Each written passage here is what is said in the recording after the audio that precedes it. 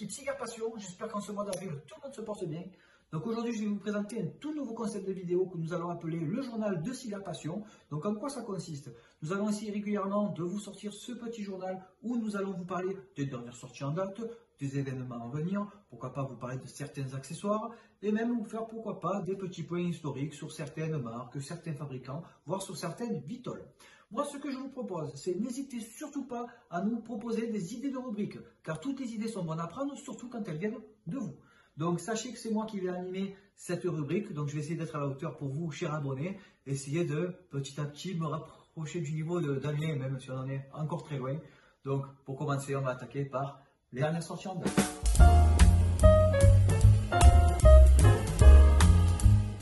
Le premier cigare dont je vais vous parler, le dernier né de la marque Laley, marque créée par Didier Houbenagel et Agi Fernandez. Donc cette vitole est le Reserva Lancero 2017, que vous allez pouvoir retrouver en jarre de 29 cigares. Alors, je vous avoue qu'il n'y a que 133 jarres dans le monde, donc ça va être compliqué à trouver, mais cependant, vous pouvez quand même le retrouver à l'unité dans des caves spécialisées. Pour la petite anecdote, les cigares ont dû être vieillis pendant 2 ans en Agigroom. Donc c'est vrai que le concept donne très envie. Le prochain cigare dont je vais vous parler est le Zino Platinum Cheville et Spécial, cigare fabriqué directement en République Dominicaine chez Davidoff. Il tire son nom de son format qui est un grand perfecto, donc c'est pas commun, vous allez pouvoir le voir, ça a une forme d'ogive ou communément appelé cheville. Il a une longueur de 15 cm et un diamètre de 2,4 cm. Vous allez pouvoir le retrouver en boîte de 10 ou à l'unité aux alentours d'une cinquantaine d'euros. Donc sachez qu'a priori, il a des arômes puissants, aromatiques, mais très équilibrés. Moi, rien que pour le format et on va dire son côté atypique, j'ai vraiment envie de me le procurer. Si vous en trouvez dans une cigarette, n'hésitez pas à nous le faire savoir.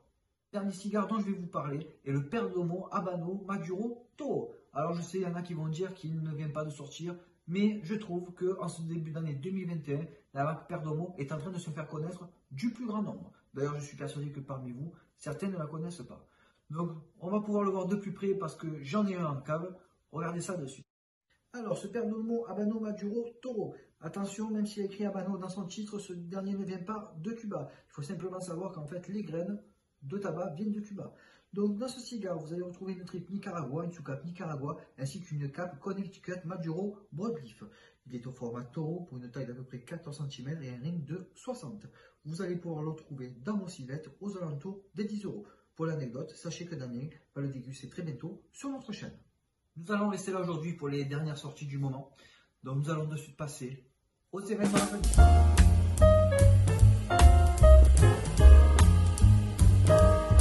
Événements. Malheureusement, avec la période de pandémie, tous les événements sont annulés, enfin du moins les événements en physique, parce que la Habano SA a voulu maintenir ces Habano World Day, qui vont se passer du 4 au 6 mai, et ça va être exceptionnel parce que tout va être en ligne. Donc vous pouvez encore vous y inscrire, mais ne tardez pas trop, les inscriptions vont bientôt être clôturées. Donc comme je vous l'ai dit, cet événement va se passer en ligne. Vous allez pouvoir retrouver tout le programme sur le site de la Habano, donc site qui est en anglais et en espagnol, donc il va falloir un peu retrouver ces cours d'antan. Moi pour ma part ça va être très compliqué. Donc ils vont essayer de respecter au maximum le programme qui se déroule depuis plus de 20 ans pour cet événement. C'est-à-dire que vous allez retrouver des conférences thématiques, des visites virtuelles, alors du moins virtuelles pour le coup, le fameux concours de connaissances, le Habano World Challenge. Donc ça, je trouve ça vraiment sympa. Et sachez que la marque Cohiba va être présente en grande pompe car elle va célébrer son 55e anniversaire. Donc pour la partie événement, malheureusement, ça sera tout. Ouais, comme je dis, à cause de cette période de pandémie, on n'a pas vraiment le choix en termes d'événements. Celui-ci a quand même le mérite d'être proposé. Donc vraiment, si ça vous intéresse, n'hésitez pas rapidement à aller vous inscrire. Allez, désormais, on va parler de l'accessoire. Pour cette rubrique accessoires, aujourd'hui, je vais vous parler en fait pas d'un seul accessoire, mais de 2 accessoires dont on se sert beaucoup, Damien et moi. Donc c'est notre briquet torche que vous avez dû très souvent voir dans les dégustations et notre fameux coupe-cigare du pot. Donc nous allons commencer avec le briquet torche. Ce briquet torche est très facile à utiliser. Vous allez voir, vous pouvez, si vous souhaitez, régler l'intensité de la flamme. Il ne va pas venir brûler votre cigare, enfin du moins si vous ne collez pas trop. Il est vraiment tip top pour allumer vos cigares et surtout aussi pour les dégazer. Sincèrement, je ne m'en passe jamais. Il n'y a que vraiment lorsque je veux allumer traditionnellement un cigare, vraiment un beau cigare, que je vais prendre une allumette avec une feuille de cèdre. Sinon, 9 fois sur 10, vous pouvez être sûr que je me sers de celui-ci. Secondo, le deuxième accessoire dont je me sers très souvent, enfin tout le temps même pour tout dire, c'est le fameux coupe-cigare Dupont. Sa petite spécificité, c'est qu'il fait en même temps repose-cigare. Donc croyez-moi, je le trouve très élégant. Il fait toujours son petit effet quand on le sort et qu'on le pose sur la table pour pouvoir poser son cigare dessus. De plus, sa double lame guillotine a une efficacité vraiment impeccable. Sincèrement, on ne va pas pouvoir lui trouver de défaut. Son seul petit défaut, pardon, comme tout objet de la marque Dupont, peut être son prix un peu prohibitif car vous allez le retrouver aux alentours des 150 €. Mais si vraiment vous voulez vous faire un beau petit plaisir, n'hésitez pas, c'est du tout bon. Donc voilà, c'est tout pour les accessoires pour aujourd'hui. Je verrai ce que je vous présenterai la prochaine fois.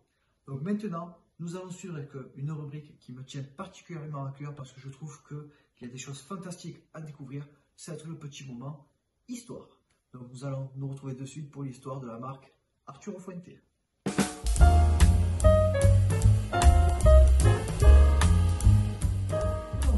Fuente a été créé en 1912 en Floride par le dénommé donc Arturo Fuente, qui était alors âgé de 24 ans et qui venait d'immigrer de Cuba. Ces usines ont rencontré un essor fulgurant. En effet, dès 1924, elles comptaient plus de 500 employés à l'intérieur. Donc c'est énorme, en moins de 12 ans, il avait réussi déjà à bien exploser. Jusque-là, les tabacs utilisés venaient donc de Cuba, sa terre natale. Malheureusement, cette année 24, un drame arriva à la fabrique Fuente. En effet, ces usines vont prendre totalement feu, ce qui va avoir pour effet d'arrêter la production pendant plus de 22 ans. À la fin de la Seconde Guerre mondiale, Arturo Fuente reprit ses activités. Croyez-le ou non, il va reprendre ses activités dans son garage, épaulé par son fils Arturo Junior, Carlos et sa femme. Ils sont tous là, en famille, à rouler des cigares, des fois accompagnés de certaines torcédores qui vont venir leur prêter main forte. La famille était dans une mauvaise posture. En effet, les parents étaient obligés de travailler à côté pour pouvoir réussir à joindre les deux bouts. En 1958, lassé, Arturo va revendre son entreprise à Carlos, du fait que son entreprise ne retrouve pas son lustre d'antan. Cependant, ce pauvre Carlos va rencontrer très rapidement des problèmes. En effet, dès 1962, les États-Unis vont instaurer un embargo contre le tabac cubain. Ce dernier va être interdit d'importation sur le territoire. Comme je vous l'ai expliqué, le tabac cubain qui était essentiellement dans les cigares Fuente ne seront plus disponibles pour ces derniers. De ce fait, il va devoir se retourner vers des tabacs d'autres pays. Et c'est vers le Nicaragua que Carlos va se retourner. Il va implanter une usine dans la vallée d'Esteli. Et aussi incroyable que cela puisse paraître, lors de la révolution en 79, donc au Nicaragua, ces usines vont être ravagées une seconde fois par les flammes. Suite à cette seconde tragédie, pour beaucoup, ça aurait été la goutte qui fait déborder le vase, mais pas pour Carlos. Ce dernier étant motivé et passionné par son métier, il va une seconde fois se délocaliser vers un autre pays qui est encore aujourd'hui associé à la marque Fuente, c'est donc la République dominicaine et plus précisément la ville de Santiago. Depuis cette époque, Fuente produit son propre tabac et de source sûre possède aujourd'hui la plus grande réserve de tabac destiné aux cigares au monde. L'embargo américain contre les cigares cubains a eu pour effet de booster la vente des cigares dominicains. Donc grâce à cela, aujourd'hui, l'entreprise Fuente a pu retrouver son lustre d'antan, voire même beaucoup plus.